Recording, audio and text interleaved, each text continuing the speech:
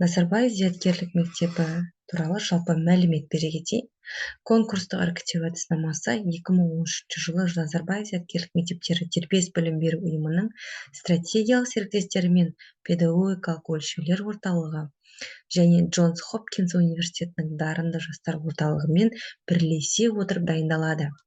Зияткерлік мектептерге конкурсқа іріктеу екі кешенді тестілеуден тұрады. Бірінші күн жаратылыстану математикалық бағыттағы пәндерді зерделеу қабілеттерін бағалау бойынша тест, математика, сандық сипаттамалар және жаратылыстану 3 пән. Тапсырма саны: математикадан 40 тапсырма, 60 минут, 400 балл. Сандық сипаттамалар 60 тапсырма, берілетін уақыт 30 минут, 300 балл. Ал жаратылыстану бойынша 20 тапсырма, 30 минут, 200 балл. Барлығы 900 балл.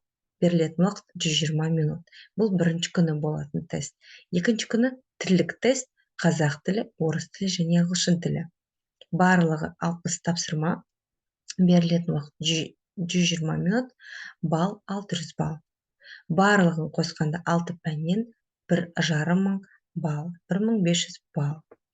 Тестілеу нәтижелері зияткерлік мектептердің сайтында және тестілеу өткізілген мектеп ғимаратында тестілеудің екінші күні өткеннен кейін 40 күнтізбелік күн ішінде жарияланып орналастырылады.